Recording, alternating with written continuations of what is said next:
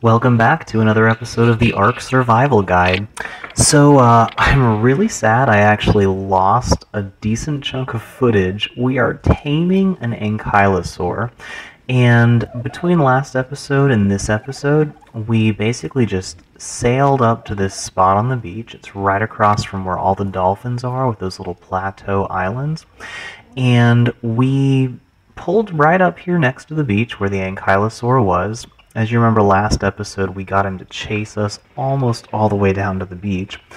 But when I started taming him, stuff kind of went wrong a little bit. He actually got stuck between a couple trees on the coast, and he could not move. I couldn't get him to get away, and I even started trying to chop down the tree next to the Ankylosaur, but he still was stuck, and he ended up passing out right here about halfway down to our raft. So, unfortunately, if they pass out wherever they end up, you just gotta tame them there. So, unless you want to start all over again, which I did not want to do.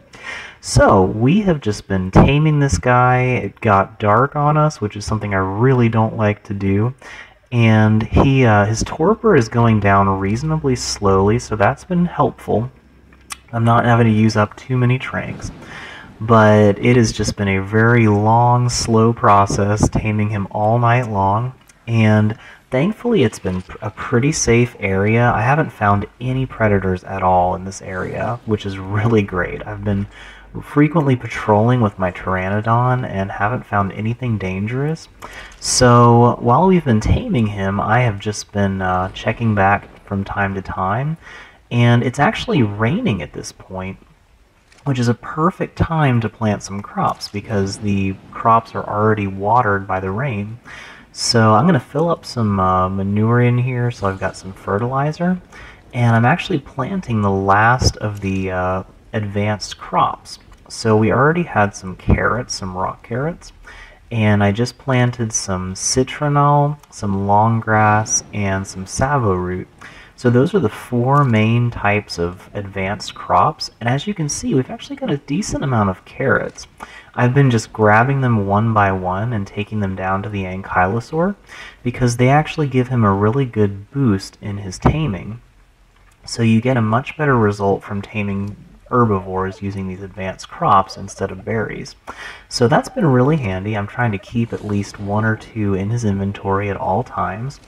And I'm going to skip ahead a little bit more. We are just kind of having a nice slow tame here, but it's been pretty uneventful. So I'm going to hop back on my pteranodon and do another patrol, just making sure nothing dangerous is coming down the coast. And this pteranodon is actually getting pretty good levels on it. I mean, we've been getting some pretty high levels on this guy. So I'm going to just explore these plateau islands because they look like they would be a pretty nice base, and I can park my boat right next to it. And the entire area between these islands and the main island is so shallow you can actually walk through most of it. You barely even get to where you're swimming at any points. So I can safely park my entire base there, and there's no way any whales or even most larger fish and sharks can't even get into there. So this is a really nice spot that I might end up building a base later on. It's also got a really cool plateau here, which I could put my dinos on, and it would be like a already built dino pen, kind of like our plateau house. And you can see down here in the water we have sharks, lots of rays, lots of dolphins. I mean, everything we could need for water dinos is right here. And the water drops off right past those islands, so it's going to be a really perfect place to build a water base. So I'm definitely going to do that at some point. Probably not right away because we have bigger fish to fry, but I may make a little outpost there. So skipping ahead, it is now daytime, it's no longer raining. We've had some dinos wander near us, but they've all been herbivores so far. And that little flying guy back there is a dimorphodon. And he is actually not bad to tame, but we also have these seagulls. And seagulls are always a problem. They'll eat all your stuff, they'll eat my berries that I'm trying to use to tame this Ankylosaur. And that Dimorphodon back there is kind of flying away, so I may want one eventually, but I've had pretty bad luck with Dimorphodons. They'll actually sit on your shoulder, which is handy, but every time I've had one, I've actually tamed two, and both of them have randomly flown away at some point. So that was a pretty good shot there. I'm trying to take these guys down before they become a problem, and I'll try to get some hide from it when this Triceratops is not... Okay, that was classy. He pooped on the seagull. Yeah, I guess Triceratops hate these guys too. I understand, man. I totally understand. So we'll move on a little bit, and basically we've just been sitting here this whole time trying to tame this Ankylosaur. I've gathered a bunch of stuff. I built some more crop plots on top there, and now I'm putting together a ladder so I can climb right up on top without having to go all the way around that wall. I know it sounds like, oh yeah, he is almost tamed up. Perfect. I know it sounds like a minor thing. There we go. So we now have an Ankylosaur. I'm amazed at how smoothly that tame went, considering how badly the actual tranquilizing went. So I was really hoping to get him into my base in that courtyard, just like we did the Therizinosaur.